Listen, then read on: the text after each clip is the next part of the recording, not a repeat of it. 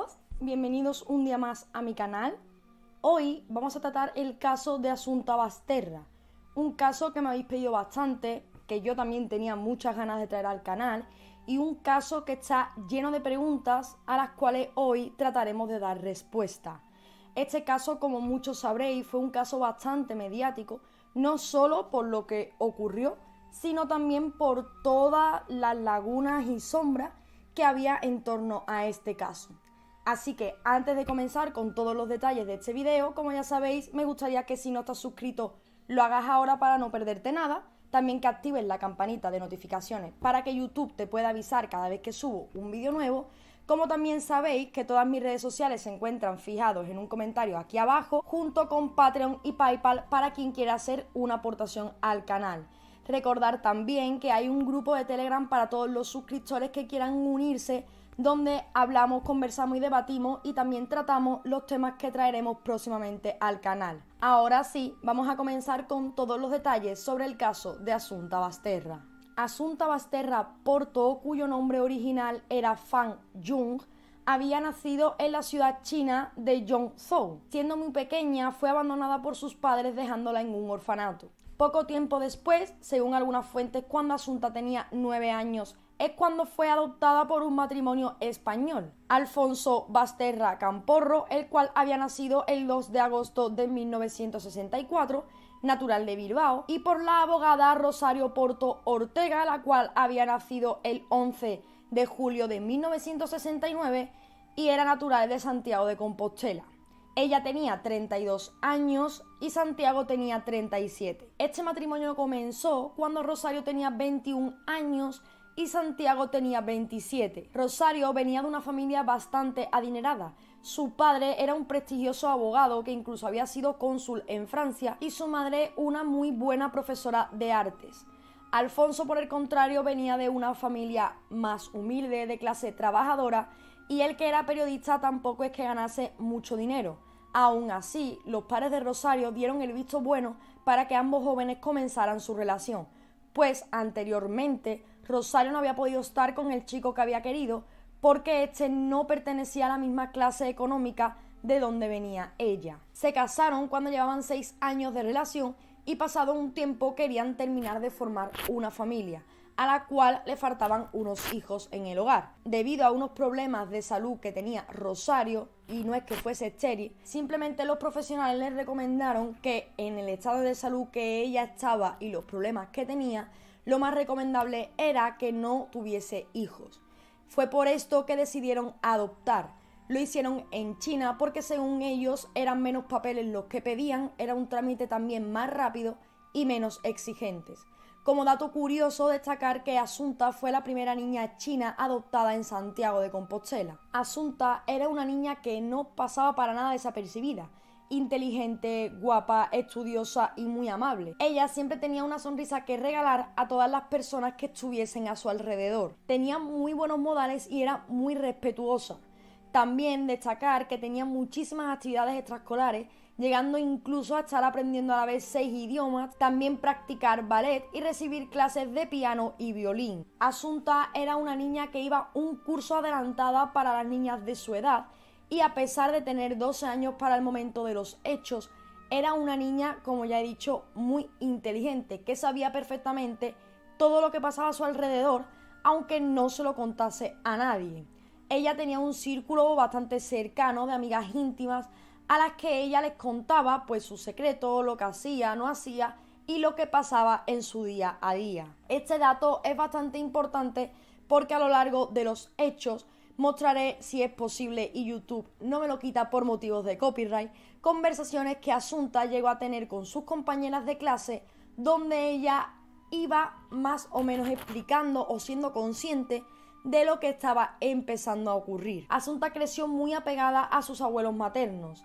La muerte súbita de su abuelo Francisco en julio de 2012 y a los 7 meses la de su abuela le afectó muchísimo. Para colmo, sus padres, Rosario y Alfonso, decidieron separarse el Día de Reyes del año 2013. El motivo de esta ruptura es que Alfonso había descubierto que Rosario le era infiel con otro hombre y que además este hombre estaba casado. Luego de una violenta discusión, pues ambos llegaron a un acuerdo en que lo mejor sería divorciarse y que cada uno hiciese vidas separadas. Asunta se quedó viviendo con su madre Rosario en la misma casa que estaban compartiendo, un piso de 174 metros cuadrados, el cual le salía al alquiler a 350 euros.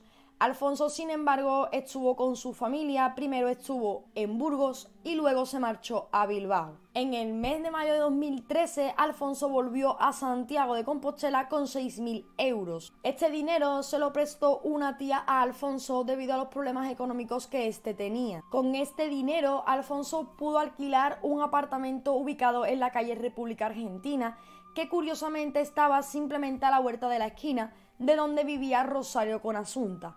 Según Alfonso, es porque quería estar cerca de Asunta, también de Rosario, para cualquier cosa que necesitase y porque además él no quería estar demasiado lejos de ambas. En junio de 2013, por un problema de lupus que derivó en una fuerte depresión, Rosario tuvo que ser internada y recibir asistencia médica. Esto hizo que Alfonso se prestase para ayudar a Rosario con los cuidados de Asunta, ya que Rosario, pues por los problemas de depresión que estaba sufriendo, no podía hacerse al fin y al cabo al 100% responsable de los cuidados de una niña de 12 años. Rosario obviamente aceptó, pero Alfonso dijo que solamente le ayudaría si ella le prometía que dejaría a su amante. Rosario no puso ningún problema y aceptó bajo esta condición. Cuando a Rosario le dan el alta, como Alfonso había estado cuidando de Asunta y demás, ambos deciden como intentar volver a tener esa vida en común que tenían.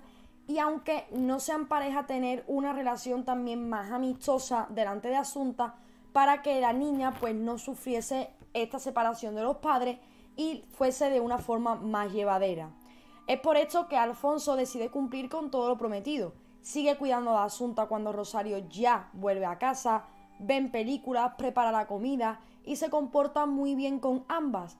Pero Rosario, a las espaldas de Alfonso, sigue quedando con su amante, cosa que le había dicho que no volvería a pasar. Ella estaba demasiado enamorada de este nuevo hombre y para ella Alfonso era parte de su vida anterior y Asunta era básicamente un estorbo. Solo tenía ojos para este hombre que acababa de llegar a su vida. A principios del mes de julio de 2013 es cuando comienzan una serie de hechos ya bastante insólitos y bastante raros en la vida de Asunta. Para empezar, tenemos que la noche del 4 de julio, en el apartamento donde vivía Asunta con su madre Rosario, concretamente en el tercer piso del bloque número 31 de la calle Doctor Teixeiro, un hombre enmascarado y vestido de negro se cuela en casa e intenta asfixiar a Asunta mientras ésta duerme. Rosario llegó a tiempo y al abrir la puerta de la habitación se encontró a este hombre cogiendo del cuello a Asunta. Ella consiguió que este hombre se fuese y esto simplemente se quedó en un episodio digno de una película de terror. Intentando buscar alguna lógica a cómo este hombre entró en la casa de un tercer piso, porque por la ventana no pudo haber sido, resulta que la única explicación coherente que consigue dar Rosario es que Asunta era una niña bastante olvidadiza que de vez en cuando solía dejar las llaves de casa puestas y que este podría haber sido el motivo por el que el ladrón o este asesino entró en el domicilio, ya que Asunta se había dejado las llaves puestas por la tarde antes de entrar en casa y este hombre habría aprovechado esta ocasión para poder entrar en el domicilio sin tener que forzar ninguna puerta y básicamente sin hacer ruido. La pregunta aquí es ¿por qué directamente este hombre entra con fijación de intentar hacer daño a Asunta y no de intentar robar algo, porque sería lo más lógico? Pero nada de esto fue así. Este hombre simplemente entró en la habitación de Asunta e intentó quitarle la vida. No tuvo otra fijación que no fuese esa. Otra cosa también bastante ilógica llegados a este punto es que, como sabemos, los bloques de pisos tienen una entrada principal, por así decirlo, y luego ya tienen las entradas de las casas de cada persona. Este hombre se supone que para poder acceder a casa de Rosario y Asunta, aunque hubiese tenido llaves de la puerta del domicilio, no tendría llaves de la puerta principal, por lo que tendría que haber forzado dicha puerta o haber llamado a algún vecino para que éste le abriese. De todas formas, esto nunca llegó a saberse porque tampoco llegó a investigarse a fondo y solo quedó en que por culpa de Asunta, que olvidó las llaves, este hombre consiguió entrar en el domicilio y darle este susto a ambas. Los hechos estrafalarios continuarían y mencionar también que Rosario, el capítulo anterior del hombre enmascarado que intentó matar a Asunta, ya lo había olvidado. Asunta, sin embargo, no, porque ella le comentó a sus amigas por WhatsApp que alguien había intentado matarla en torno a las 4 de la mañana de ese día. Se lo contó a sus amigas, en concreto a una. Como ya he mencionado, estas conversaciones son bastante importantes para conocer qué fue lo que Asunta estuvo sufriendo días, incluso meses o semanas antes de que sucedieran los hechos. A la mañana siguiente de este asaltante nocturno sería el día 5 de julio y es cuando los padres de Asunta deciden por algún motivo empezar a comprar cajas de lorazepam, muchísimas cajas de lorazepam, que la cual es una droga para el manejo de la ansiedad y del sueño. En principio todo esto parece normal porque ansiedad o depresión eran enfermedades que sufría Rosario. Aún así, tantas cajas de pastillas, la verdad que suena bastante alarmante. Alfonso va a la farmacia el 5 de julio, como hemos mencionado, y se lleva una caja de 50 comprimidos. Tan solo 4 días después de que este hombre consiga los 50 comprimidos de lorazepam, el 9 de julio, Asunta tiene clases de música, luego de haber dormido en casa de su padre. Una profesora relató que cuando Asunta llegó, esta niña no podía ni siquiera recibir clases, porque andaba en un estado de sonambulismo. Prácticamente estaba dormida, no era consciente de nada de lo que se explicaba, nada de lo que se hablaba, parecía estar en otro mundo, pero rápidamente esta profesora se dio cuenta que la niña no es que estuviese ida o despistada, sino que presentaba síntomas pues de no haber descansado bien, de estar bajo efectos quizá de alguna medicación, pero tampoco quiso profundizar en el tema. A la semana siguiente, Asunta se fue por unos días a Portonovo junto a unos amigos y volvió el día 17 de julio. Curiosamente, ese mismo día, Alfonso vuelve a ir a la farmacia para comprar una caja de lorazepam de 25 comprimidos. Más tarde, una vez que vuelve a su casa y suelta estas pastillas, decide volver a la farmacia y volver a comprar más lorazepam. Según él explicó a la farmacéutica que lo atendió, había perdido las que se acababa de llevar y por ese motivo tenía que comprar más. En total, tan solo en el mes de julio, y obviamente porque fue cuando comenzó a comprar todas estas pastillas, Alfonso había comprado una cantidad de 125 comprimidos. No sabemos para qué, pero este hombre tenía una fijación bastante extraña por conseguir este tipo de pastillas. Como hemos dicho, estas últimas pastillas que Alfonso compra es el 17 de julio. Bien, pues tan solo 5 días después, el 22 de julio, hubo otro episodio de somnolencia de Asunta. Esta vez ella fue quien le dijo a sus profesores que no se encontraba bien y que sus padres le engañaban dándole unos polvos blancos que la hacían dormir durante todo el día, que en concreto estos polvos blancos se los daba a su madre. La profesora ya sí quiso hablar con los padres de Asunta porque ya era bastante raro que una niña que era bastante inteligente, bastante viva, bastante estudiosa, estuviese en esas condiciones en las que ni siquiera se podía mantener de pie. Y esta profesora decidió hablar con Alfonso y Rosario. Una vez que fueron consultados este matrimonio, ellos explicaron que Asunta tenía problemas de alergia y que era verdaderamente delicada a la hora de tomar medicamentos, por lo que la única opción que a ellos le quedaban para que ella pudiese tomarse la pastilla era machacarlas y así dárselas a la menor. Por eso Asunta decía que sus padres le estaban dando unos polvos blancos.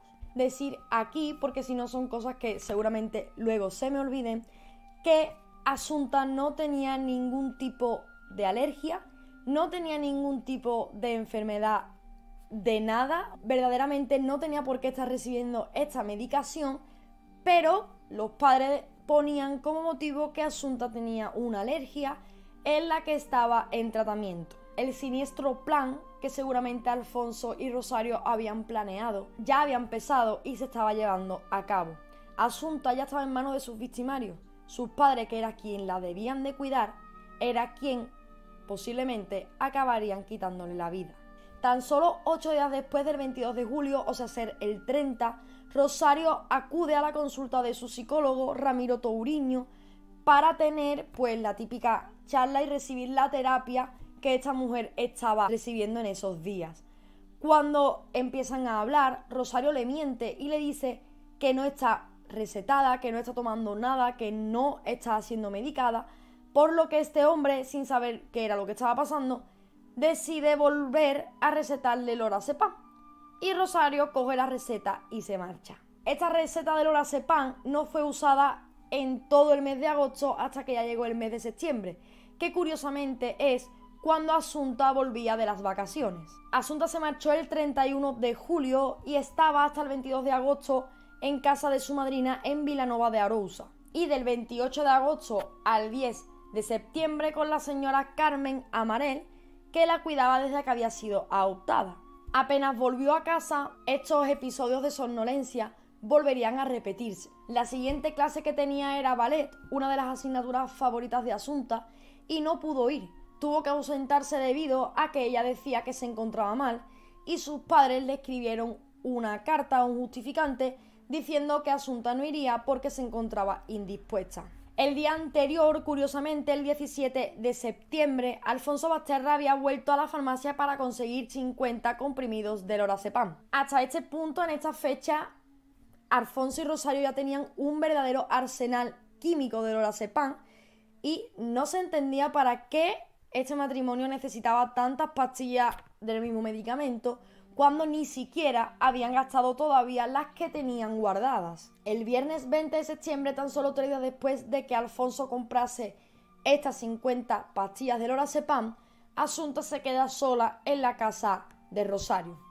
Ella, por lo visto, se va a pasar el día con su amante a Pontevedra. La persona en cuestión con la que estaba Rosario en ese momento era un poderoso empresario del cual no vamos a dar nombres, pero es también un dato bastante curioso. Resulta que, como Rosario sabía que estaría todo el día con su amante y preveía que llegaría tarde, decidió llamar a Alfonso y decirle que iba a estar con unas amigas, que se retrasaría y que cuidase de Asunta.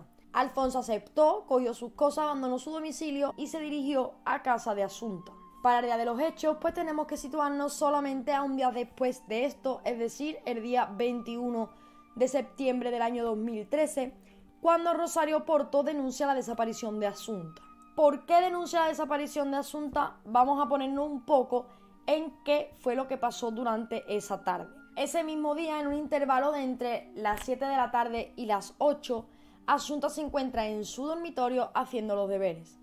Rosario entra en la habitación de Asunta y le dice que se va a hacer unos recados, que no tardaría, y le dice a Asunta que por favor no se mueva del domicilio, que ella no va a tardar, que no quiere que vaya sola a ningún lugar. Asunta le dice que sí, que vale, que ella se queda allí, que está haciendo deberes, que estará todo el tiempo allí y que la espera hasta que ella vuelva. Rosario se despidió de su hija, cerró la puerta de la habitación y abandonó el domicilio. Cuando Rosario regresó, en torno a las 10:30 de la noche, Asunta no se encontraba por ningún lugar del piso en el que ambas convivían. Fue entonces cuando Rosario decidió llamar a Alfonso para que fuese al domicilio, la ayudase a buscar a Asunta y ver qué era lo que podían hacer. Ambos fueron a denunciar la desaparición a las 10:30 de la noche. La policía, cuando ambos llegaron y quisieron poner la denuncia, les preguntó que cómo podían haber sucedido los hechos, que dónde estaba Asunta, dónde estaban ellos, qué era lo que había pasado, lo típico que los agentes suelen preguntar para poder comenzar una línea de investigación, y Rosario les explicó que ella se fue a las 7 de la tarde y que al regresar Asunta ya no estaba, que fue cuando decidió llamar a Alfonso, que era su ex marido, y ambos fueron a la comisaría a poner la denuncia. Según ella también explicó a los agentes, Asunta no estaba en la vivienda, pero la puerta tampoco se encontraba forzada. No había signos de violencia por ningún lado, de que hubiesen estado buscando cualquier cosa para llevarse algo concreto o haber robado algo. Simplemente Asunta no estaba. O bien se había ido por su propia voluntad, o bien alguien se la había llevado. Pero, por todo lo que he comentado, no sabían bien cómo es que se podría haber dado esta situación, ya que si no había nada forzado, ¿por dónde entró el ladrón o por dónde entró la persona que se llevó a Asunta? La madrugada del día siguiente, 2 personas que iban caminando descubrieron un cadáver en la pista forestal de la parroquia de San Simón, en el municipio de Teo. Estas personas alertaron a los servicios de emergencia y una vez que llegaron allí e hicieron todas las pruebas necesarias, identificaron el cuerpo como el de Asunta Basterra, la menor desaparecida a la cual sus padres acababan de denunciar hace unas horas en comisaría. Destacar aquí, llegados a este punto, que a tan solo 5 kilómetros donde fue encontrado el cuerpo sin vida de Asunta, Rosario Porto tenía una casa familiar ubicada en Montouto, también en el municipio de Teo, y que, como he mencionado, estaba muy cerca del lugar donde se encontró el cuerpo de Asunta. El cuerpo se había encontrado boca arriba, aunque los investigadores piensan que podría haber estado boca abajo y que estas personas, cuando vieron el cadáver, pensaron quizás que podía ser un muñeco, quizás algo raro, e intentaron darle la vuelta para corroborar y ver qué era. Fue entonces que, si intentaron darle la vuelta o se la dieron, el cadáver quedó prácticamente boca arriba o del todo, y es por eso que los investigadores se lo encontraron en esta posición, pero se sabe, o más o menos se entiende, que el cuerpo de Asunta estuvo todo el tiempo boca abajo en el mismo sitio por las livideces cadavéricas que este cuerpo también presentaba. Estaba totalmente vestido y tenía una camiseta blanca. Esto también es un dato de interés y ya más tarde veremos el porqué. Cerca del cuerpo se encontraron unas cuerdas de color naranja y los investigadores decidieron cogerlas para analizarlas y ver si tenían algo que ver con el crimen. Hubo algo que molestó muchísimo a muchas personas y también a miembros que no estaban en ese momento en la investigación, pero que estaban investigando otros aspectos de este crimen, y es que a Asunta, en el lugar donde apareció el cuerpo, no se le tomó la temperatura. El porqué de que no se le pudiese tomar la temperatura a Asunta en aquel momento fue porque estaban en un paraje boscoso, un paraje que verdaderamente el cuerpo podría contaminarse si estuviese demasiado tiempo expuesto. Fue que decidieron conservar todo lo posible el cuerpo hasta llegar al laboratorio y allí poderle hacer todos los análisis que tuvieran que practicar.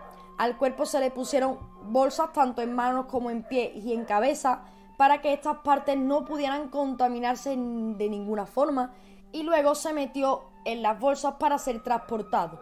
De esta forma el cuerpo estuvo mejor conservado y una vez que llegó al laboratorio fue cuando se le tomó la temperatura al cadáver. Se le sometió a la autopsia y posteriores análisis. Así llegamos al día 24 de septiembre, cuando la madre, Rosario Porto, fue detenida mientras que estaba en el acto que se hace en los sanatorios después de haber incinerado el cuerpo de Asunta. Esto también fue bastante raro porque el cuerpo prácticamente había sido analizado unos días, horas antes, y ya estaban empezando a investigar a los padres y no se entiende el por qué decidieron que ellos pudiesen incinerar el cuerpo. Aún así, los agentes, o muchos de ellos, dicen que al cuerpo se le trajeron las muestras suficientes como para poder repetir de nuevo una autopsia completa o análisis más concretos de nuevo en el cuerpo o en el caso de Asunta, por lo que, según los investigadores, no importaba que este cuerpo se incinerase, pues contaban con material suficiente para, si fuese necesario, volver a hacer una segunda autopsia. Llegados a este punto es cuando Rosario es arrestada mientras que se está haciendo este acto en el tanatorio, y un día después es arrestado Alfonso Basterra, ambos por tener contradicciones en sus testimonios, también porque eran los principales sospechosos y también porque la policía había empezado a encontrar cosas verdaderamente extrañas alrededor de esta pareja. Se pudo probar que estaban llegando a contradicciones debido a que cuando los investigadores comenzaron a tener un camino más firme que seguir en la línea de investigación, decidieron pedir cámaras de vigilancia de puntos estratégicos donde quizás Rosario podría haber pasado con su coche. Fue así como descubrieron que Rosario había estado la tarde del 22 de septiembre de 2013 con su hija Asunta en el coche dirección a Montouto, cosa que ella no había contado, ya que según su versión, ella había dejado a Asunta sobre las 7 de la tarde en casa y la que se había marchado era ella, pero sola. De esta forma, tanto Rosario como Alfonso, aparte de ser detenidos, también fueron arrestados como medida preventiva. Aquí es cuando comienza la investigación, estaríamos llegando al final del 2013, concretamente en el mes de octubre, cuando los análisis toxicológicos revelan dosis elevadas de un ansiolítico en el cadáver de Asunta. Este informe dice que consumió bastantes cantidades de pastillas en el mes de julio y en horas anteriores a la muerte. También encuentran restos de semen en la camiseta blanca que Asunta llevaba y al ser analizado se encuentra una similitud con el de un hombre colombiano que estaba viviendo en Madrid y que estaba siendo imputado por una agresión sexual. Cuando a este hombre le preguntan en relación con este crimen, él alega tener una coartada. De hecho, varias personas le dan esa coartada a los agentes y el tema también se queda ahí. Se investigó un poco por encima, pero se llegó a la cuenta que estos restos de ADN podían haber llegado a la camiseta de Asunta por una contaminación en el laboratorio, ya que quizás la persona que estaba analizando el preservativo en cuestión del caso de este hombre colombiano podría haber cortado quizás la camiseta de Asunta y así haber contaminado la muestra de este crimen, por lo que la participación de este hombre se descartó. También el que este hombre hubiese tenido un acercamiento con Asunta o que hubiese estado en Santiago durante esos días, porque había una coartada que probaba que había estado en Madrid y eso se quedó ahí. En noviembre es cuando se levanta totalmente el secreto de sumario. En el auto el magistrado estaba totalmente convencido que los padres de Asunta habían acordado un plan en el que ambos obviamente estaban de acuerdo para matar a la pequeña. Los indicios que llevarían a los investigadores directamente hasta este ex matrimonio eran los siguientes. Cuando la Guardia Civil decide hacer un registro en la casa de Montouto, en la finca familiar de Rosario, Rosario no quería ir, se negaba una y otra vez, hasta que ya por fin aceptó ir con los investigadores a esta casa. Una vez que llegaron allí, los investigadores obviamente estaban pendientes de todo, no quería que se les pasase nada, por lo que se fijaron que cuando Rosario llegó a esta casa familiar, lo primero que hizo fue desconectar la alarma. Luego, una vez que han entrado y que desconectarse la alarma es una cosa bastante normal, una vez que estaban dentro de la casa y los agentes comenzaron con el registro, Rosario hizo bastante hincapié en que necesitaba ir al baño. Uno de los agentes le dice que la va a acompañar. Obviamente se encontraban en un registro y no pueden dejar a esta persona, que es una sospechosa, sola para que pueda manipular algo, por lo que obviamente este agente decide acompañarla. Relata que Rosario sube una escalera hasta la planta de arriba, que es donde se encontraba el cuarto de baño, y él sube detrás. Se da cuenta que cuando Rosario entra en el cuarto de baño, a lo primero que se va como una flecha es a la papelera que hay junto al váter. A este agente le llama poderosamente la atención porque ¿qué va a hacer con esa papelera o qué intención tenía? Por lo que lo primero que piensa este agente es que quizá en esa papelera se encuentre algo relacionado con qué pudo pasarle a Asunta, por lo que decide quitarle la papelera a Rosario. Ella medianamente se abalanza al policía, no para pegarle ni nada, sino para intentar recuperar la papelera. Pero obviamente Rosario no tenía que hacer nada contra ese policía y no volvió a coger la papelera, no volvió a estar en las manos de Rosario. Este hombre, al abrirla para ver qué era lo que se encontraba allí y por qué Rosario tenía tanta insistencia y fijación con esa papelera, se dio cuenta que dentro había unas cuerdas naranjas, a primera vista muy similares a las encontradas cerca del cuerpo de Asunta. También había varios pañuelitos de papel que se encontraban arrugados, como una mascarilla 3M. Las cuerdas naranjas, que era lo primero que se pudo relacionar directamente, por lo menos, con la escena del crimen, fueron analizadas y se dieron cuenta que ya no estaban a la venta en ninguna ferretería ni en ninguna tienda donde se puedan adquirir este tipo de artículos, que además llevan bastante tiempo sin estar a la venta, por lo que la persona que la había utilizado la tenía desde hace bastante tiempo. Gracias a esto también se dieron cuenta que en el domicilio de Montouto, en esta finca de campo que había, se encontraba un rollo de cuerda naranja igual a la encontrada tanto en la papelera como en la escena del crimen de Asunta. Además, para ser más exactos, las cuerdas, estas 3 cuerdas, eran la misma, pues tanto su composición química como física eran iguales. Referente a los pañuelitos de papel encontrados, eran en total 2. Uno solamente tenía ADN de Asunta y el otro tenía ADN tanto de Asunta como de Rosario. De Alfonso no había rastro por ningún sitio. La mascarilla se fotografió, pero no se le dio tampoco mayor importancia a este objeto. En la sangre de Asunta también se pudo encontrar un ansiolítico en cantidades tóxicas, para ser exactos 0,68 miligramos de lorazepam por mililitro de sangre, lo cual equivale a más de 27 pastillas. La tablet y el segundo teléfono de Alfonso no se encontraban en el registro cuando los agentes fueron a hacer el registro al piso donde este vivía en la calle República Argentina, pero curiosamente alguien los devolvió al apartamento porque cuando los agentes fueron a realizar un segundo registro en la vivienda y le tomaron fotografías a todo de nuevo, se dieron cuenta que en el pasillo, donde en el primer registro no había nada, ahora se encontraba un maletín, el cual portaba un ordenador.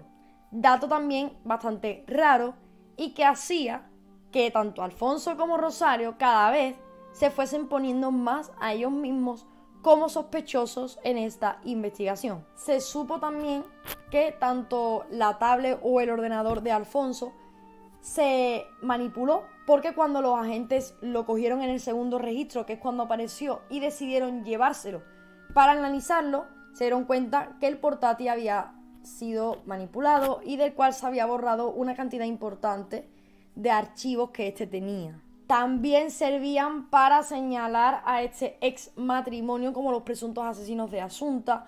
Varios testimonios de las profesoras de Asunta, en concreto 5 profesoras aportaron su testimonio, las cuales decían que la menor iba como drogada.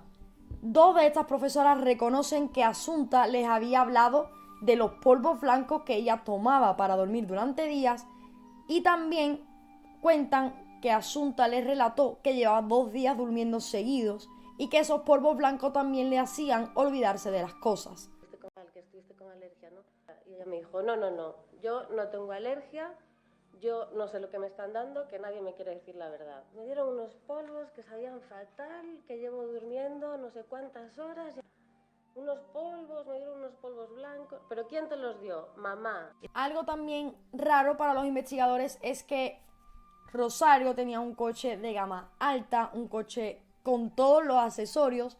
En el coche donde se ve a Rosario camino a Teo, al municipio de Teo, ella decía que iba sola, pero en las cámaras de seguridad se pudo encontrar, además concretamente en las cámaras de la gasolinera, se pudo ver que alguien la acompañaba. Ese alguien llevaba una camiseta blanca y era Asunta. Resulta ser que en este coche, cuando los agentes van a analizarlo y a realizar una inspección, se dan cuenta que las alfombrillas de las partes traseras no se encuentran por ningún sitio. No están en el coche y no se encuentran en ninguno de los 3 domicilios, ni donde vive Alfonso, ni donde vive Rosario con Asunta, ni en la finca familiar de Teo. Los agentes se preguntan cómo es posible que estas alfombrillas, que por lo visto se compran en juegos de 4, no se puede comprar individuales, tuviesen 2 y las otras 2 no, y no se encontraran. Obviamente esas alfombras quizás tenían algo de interés y por eso las habían hecho desaparecer para que no se pudieran analizar. De todas formas, esas alfombrillas nunca aparecieron y no creo que lo hagan. Pero a los agentes les llamó curiosamente la atención, pues creen que quizás Alfonso podría ir oculto en la parte de atrás del coche. Por otra parte, gracias a todos estos testimonios, también a las pruebas encontradas y por supuesto a las cámaras de vigilancia que nos pueden dar hora, lugar, fecha, todos los datos que nos puedan servir para una investigación, es como se pudo en teoría reconstruir cómo habría sido el día en el que Asunta habría sido asesinada a mano de sus padres. Me gustaría, antes de comenzar con esta recreación, mencionar que estoy de acuerdo con muchas otras personas que han tocado este tema y que lo han investigado, en que hay cosas que sí parecen cuadrar en esta cronología de los hechos, pues se han podido aportar cámaras de seguridad, tickets de compra, etc. Pero hay otras cosas que no se pueden del todo comprobar ni corroborar y que ni siquiera las personas que han tenido que realizar esta cronología están seguras de que todo haya sucedido tal y como voy a narrar a continuación. De todas formas, no tenemos la verdad absoluta, no creo que la tengamos ni de este caso ni de ninguno, porque verdaderamente solamente está la opinión y la versión del asesino o asesinos, en este caso, o asesina, pero nunca la de la víctima. Por lo tanto, pues siempre se va a tener esa versión y la que consigan reconstruir los agentes e investigadores, pero nunca va a poder ser 100% exacto. Vamos a continuación a relatar todos los hechos que sucedieron ese día. Para empezar, tenemos que a las 2 menos 5 de la tarde Asunta abandona su casa, donde vivía con su madre. Se va andando y a las 2 pasa ante la cámara de una sucursal bancaria. Hacia donde va Asunta, va hacia casa de su padre Alfonso, que como hemos mencionado vivía en la misma calle y solamente hacía falta cruzar la esquina. Luego tenemos que a las 6:21 Asunta pasa ante la misma cámara, la cámara de la sucursal bancaria, de vuelta a la casa donde vive con su madre. Tan solo 7 minutos después, a las 6:28, pasa caminando Rosario Porto de vuelta a su domicilio. Yo aquí me pregunto si ambas van a la misma dirección. ¿Por qué Asunta se va antes que su madre y su madre se queda en casa de Alfonso? No es hasta más o menos las 6 de la tarde cuando volvemos a tener otro dato de esta de reconstrucción. Y es que el primer móvil de Alfonso recibe una llamada que es atendida desde el domicilio de este. Más tarde tenemos que a las 7 menos 20 el móvil de Asunta, situado en el piso de Rosario, es decir, en la calle Doctor Teixeiro, registra una conexión desde esta vivienda. Pasamos así a las 7:12 de la tarde, cuando Rosario Porto vuelva a aparecer en el foco entrando en el garaje de su vivienda. Luego, a las 7:18 de la tarde, la niña, o sea, ser Asunta, es vista por unos conocidos en compañía de su padre, Alfonso Basterra, en las proximidades del domicilio de Porto. Es decir, esta compañera que ve a Asunta es una compañera de clase de música que tenía, conocía a Asunta a la perfección, también a sus padres, y obviamente no tiene ningún género de dudas de que vio a Asunta en compañía de su padre y que Rosario no estaba. Esto también lo dijo en sede judicial y es por eso que se cree que Rosario sacó el coche, Asunta entró y Alfonso se metió en la parte trasera. Pues obviamente si Alfonso estaba allí y luego no se le ve por ningún otro sitio ni ninguna otra cámara lo consigue grabar, es que quizá iba en este vehículo junto a Asunta y a Rosario. A las 7:22 de la tarde, el coche conducido por Rosario rodea una rotonda camino a Teo. A bordo se ven las figuras de ella y su hija. Se cree que Alfonso podría ir en el asiento trasero oculto o quizá que la cámara no lo pudo enfocar con claridad. Pasamos a las 8 menos 25 de la tarde cuando la alarma de Teo de la casa de Montouto de Rosario se desconecta. Entre las 7 y 8 de la tarde es cuando los forenses dicen que se pudo producir la muerte de Asunta, teniendo en cuenta que no tienen una hora concreta porque no lo pudieron saber, pero sí saben que fue en un intervalo de las 7 a las 8. Curiosamente, antes de las 8, Asunta, según esta reconstrucción, ya habría llegado a la casa de Montouto acompañada por al menos su madre. A las 8:29 de la tarde, Rosario hace una conexión de datos móviles desde la finca de Montouto. Luego no es hasta las 10 menos 10 que tenemos otro movimiento, y es que el primer móvil de Alfonso registra una conexión. Cerca de las 10 menos 5 de la noche, la alarma de la casa de Teo se vuelve a conectar. A esa hora aproximadamente, un vecino que ve a Rosario decide acercarse y saludarla. Pero esta mujer, según relata este vecino, no tenía ganas de hablar, se encontraba distante y a él no le pareció ver por ningún sitio a Asunta. Rosario tenía prisa, le dijo, y decidió marcharse. Llegamos a las 10 de la noche justamente cuando Alfonso aparece en las cámaras de seguridad pasando una y otra vez, hasta 9 ocasiones, por delante del objetivo de la sucursal bancaria. La sucursal bancaria, para volvernos a situar, es como, digamos, el punto intermedio que tenemos entre la casa de Rosario y la casa de Alfonso, por donde a Asunta se le ve pasar hacia su casa, por donde a Rosario se le ve también pasar y por donde a las 10 de la noche Alfonso pasó hasta unas 9 veces seguidas. A las 10:05 de la noche el móvil de Asunta registra una conexión. Se ve que alguien llama en muchísimas ocasiones, incluso a 20 personas, de una forma bastante rápida, para luego no volver a tener más datos de qué era lo que le había pasado a Asunta y por qué había llamado a estas personas. En teoría se cree que habría podido ser el padre. Luego es cuando a las 10:30 tanto Alfonso como Rosario acuden a comisaría para denunciar la desaparición de Asunta.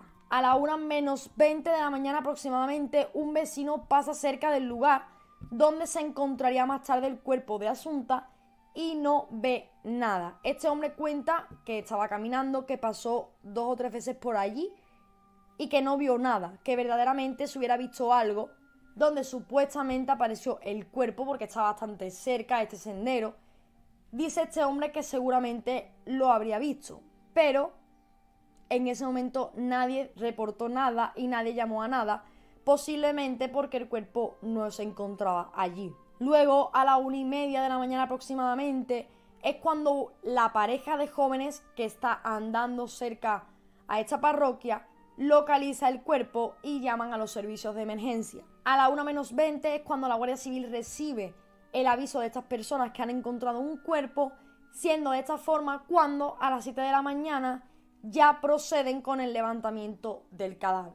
A raíz de todo esto, de toda esta cronología, de lo que pudieron encontrar también en el cuerpo de Asunta, de lo que pudieron ver en todas las cámaras de seguridad, que de eso sí que no podía haber duda, es como se llegó, por así decirlo, al principio de todo esto. Pues la cronología que yo he narrado comienza cerca de las 2 de la tarde, cuando Asunta va a comer a casa de sus padres, pero no se sabe verdaderamente qué es lo que pasa para que Asunta acabe en el lugar donde fue encontrada sin vida. Es así como los investigadores piensan que el sábado 21 de septiembre la familia, resulta difícil la verdad llamarla así, había quedado para almorzar los 3 juntos en completa armonía. Resulta que, estando los 3 en el apartamento de Alfonso, que es donde comieron, alguien, tampoco se sabe quién, decide machacar 27 pastillas de lorazepam y echárselas a Asunta en la comida. No se sabe exactamente qué fue lo que se estaba cocinando, pues hay distintas versiones de todo esto, pero se sabe que era algo en lo que fácilmente se podría ocultar estas pastillas, quizás un revuelto, quizás algo donde verdaderamente, ya siendo pastillas machacadas, iban a pasar desapercibidas, pero por el sabor de ciertas comidas quizás sí que iba a ser prácticamente imposible que Asunta se diese cuenta que le estaban dando los polvos blancos por ahí. Quizás decidieron cambiar la forma en la que le daban estas pastillas, pues sabían que Asunta se estaba dando cuenta. Entonces, una vez que deciden machacar estas pastillas y echárselas en la comida a Asunta, esta niña almuerza. Luego de esto, una vez que ya Asunta ha comido, se supone que abandona el domicilio de Alfonso y se dirige al domicilio donde ella vive con su madre. Algo raro es que cuando esta chica pasa ante las cámaras de seguridad, no se ve una persona que lleve esa cantidad de pastillas en el cuerpo. Además, era una niña que tenía 12 años, 13 años, que iba a cumplir, le quedaba poco para cumplir los 13 años. Su cuerpo habría experimentado posiblemente de una forma rápida los efectos de esta pastilla posiblemente se encontrara decaída, mareada, no saber dónde estaba, pero como hemos visto en las imágenes de las cámaras de seguridad, va andando erguida, va andando derecha en una actitud normal, no va cabizbaja, por lo que a mí al menos me hace pensar que quizás ahí todavía no habría ingerido la cantidad de pastillas por el comportamiento que ella tiene. Puede ser posiblemente que sí las hubiese ingerido, pero que por alguna razón no hubiesen comenzado a hacer efecto. Pero si se sitúa la hora de la muerte en torno a las 7, 8 de la tarde, yo creo que ya sería demasiado tarde, valga la redundancia, como para que las pastillas le hubiesen hecho efecto cuando las tomó cerca de las 2 de la tarde.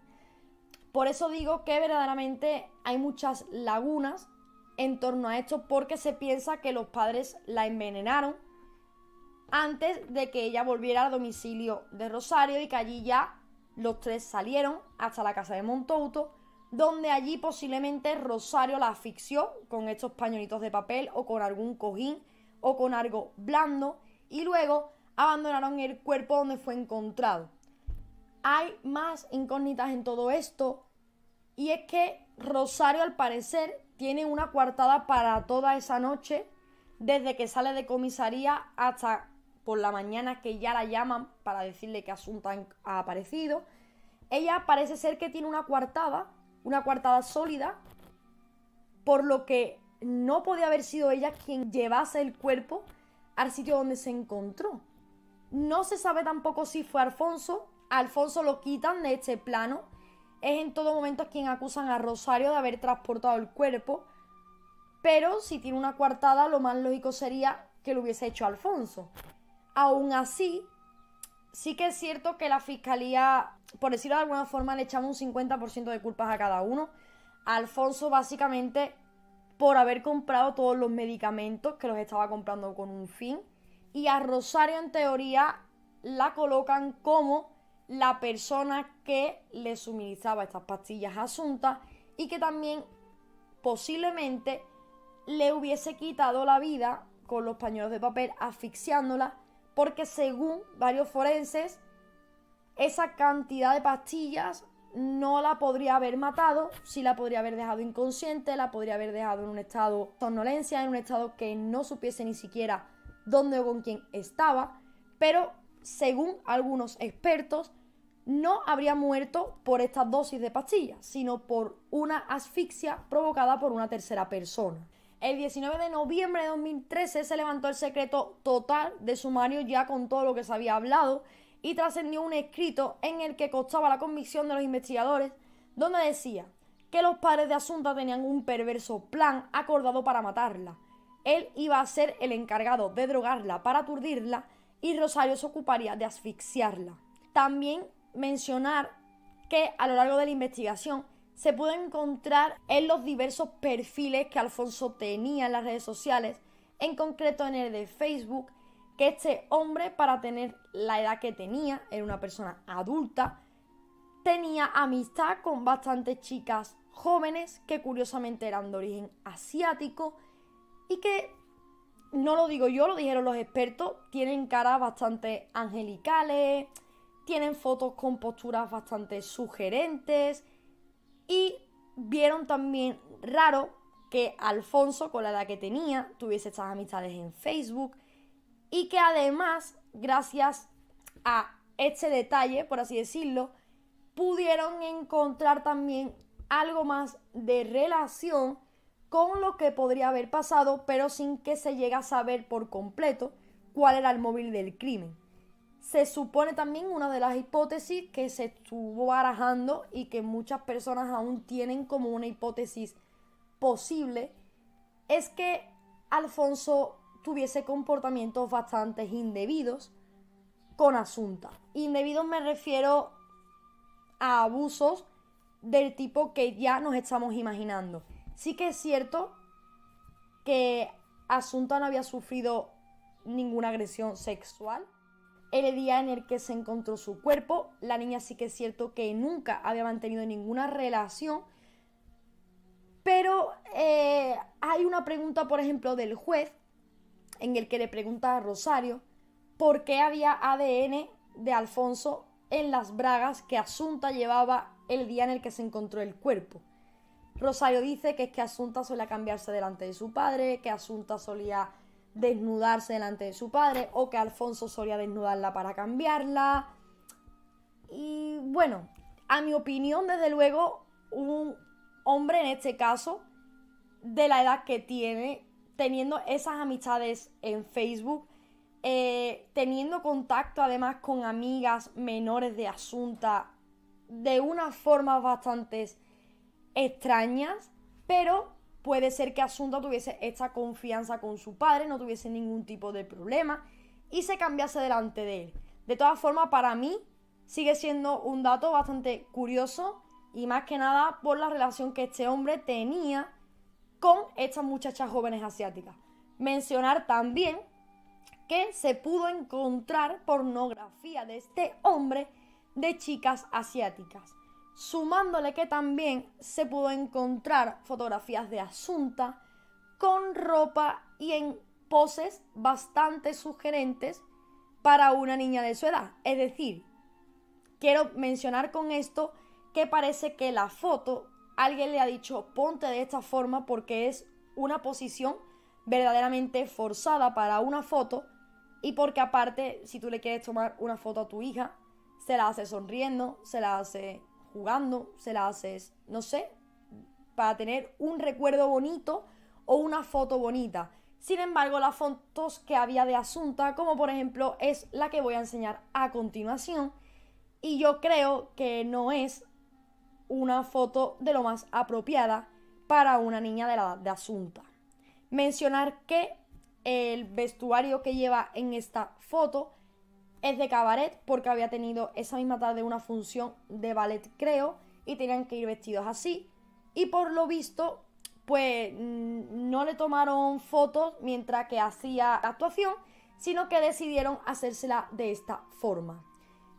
También el día en el que Asunta fue incinerada y se estaba haciendo todo esto en el velatorio, como ya he comentado, no tuvieron ningún tipo de reparo en hacerle fotos al ataúd, a las flores, incluso selfies, que me parece ya increíble, decir, remordimientos ninguno. Me suena como nosotros hemos hecho esto y ahora estamos aquí tomándonos fotos y ya no tenemos a nadie que nos moleste y ya nos hemos quitado el estorbo, ¿no? Porque verdaderamente no parecían personas que estuviesen afectadas. Era una niña que habían adoptado ellos, que la habían criado ellos, que ella quería a sus padres, que todos los abuelos, tanto los paternos como los maternos, estaban locos con la niña, lo querían con locura, era una niña que era un amor. Y estos padres, pues por lo visto, no tenían ni la mínima vergüenza, que hicieron fotos del ataúd de Asunta, y son fotos que verdaderamente son muy desagradables. Además, Rosario, así fue como describió a Asunta en una de sus visitas al psiquiatra, que ella era un estorbo, que no tenía ganas de pensar en qué ponerle, cómo vestirla, qué darle de comer, que no quería ocuparse de ella, que ya estaba cansada y que ella quería vivir. O sea que posiblemente Asunta era un estorbo y de verdad no me gusta decir esto ni llamarla así, pero para sus padres era un estorbo y lo mejor era quitarle la vida para que ellos pudiesen vivir. Después de haber contado todas estas anécdotas que me estaba dejando un poco atrás, vamos a contar el veredicto que salió en junio de 2014, cuando el juez Taín puso fin a la instrucción del caso, dando paso al proceso de apertura del juicio oral. Fue finalmente a principios de octubre de 2015 cuando se pudo comenzar el juicio, ya que había habido unos problemas anteriormente y no había sido posible realizarlo como tenían acordado. Fueron un total de 84 testigos y 60 peritos a este juicio. En noviembre de 2015, tan solo 2 semanas después de conocerse el veredicto, se conoce también la sentencia contra los padres de Asunta, Alfonso Basterra y Rosario Porto. Ambos son encontrados culpables por igual del asesinato de Asunta a 18 años de prisión con el agravante de parentesco. 18 años los cuales me parecen una vergüenza, porque 18 años no es precio para pagar una vida que tú mismo has quitado con tu mano. Ya sabéis lo que opino sobre estas leyes y este tipo de casos, porque verdaderamente ninguno van a cumplir los 18 años de prisión.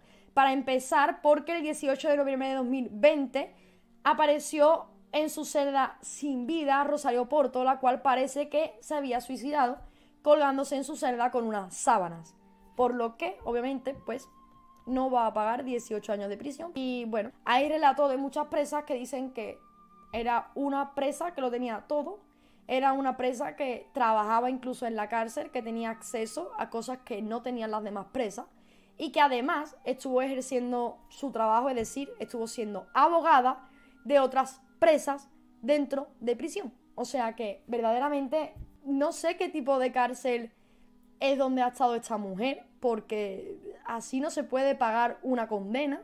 No sé, la verdad, no sé por qué no tienen unas penas más duras, o por lo menos ya que entran en prisión se aseguren de que están cumpliendo una pena por haber cometido un asesinato, y no estar publicitando tu trabajo, ni estar consiguiendo favores, ni ser una presa modelo, ni nada por el estilo.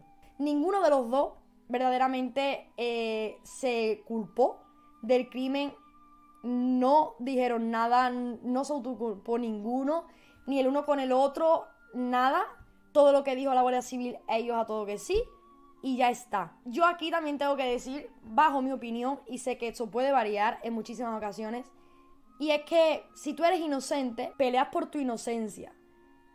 Aunque pases 5 años en prisión, aunque pases 10, aunque pases 20, pero peleas por tu inocencia, intentas conseguir un abogado, te mueves, y si eres inocente, quieres salir de ahí y vas a pelear por salir de ahí. Pero que seas inocente y te suicides, te quites la vida, porque ya después cada caso tiene un contexto, pero a mí en este caso en particular me suena a que Rosario tenía demasiada culpabilidad a sus espaldas, demasiados cargos de conciencia, y que por eso fue que decidió quitarse la vida. También pienso, y aquí tengo que hacer mención a la otra versión que hay sobre esto, que es que tras que los padres de Rosario muriesen, los cuales tenían un gran patrimonio a sus espaldas, se dieron cuenta que la heredera de todo no era Rosario, sino que era Asunta. Por lo que quizás fue ahí cuando decidieron empezar a llevar a cabo este plan de comprar pastillas y dársela a Asunta, para ver si así podrían quitarle la vida de una forma más light, por pastillas y no tener que hacer ellos nada. Quizás se dieron cuenta que, como he mencionado, estas pastillas ya en hartas cantidades no valen para quitarle la vida a nadie, ni que una persona se la pueda quitar, por lo que no tuvieron más remedio que tener que hacerlo ellos. Todo porque Asunta había sido la heredera universal del patrimonio de los padres de Rosario. Rosario, por lo tanto, no tenía nada de sus padres, nada que disfrutar de sus padres, y era Asunta quien lo tenía todo en su poder.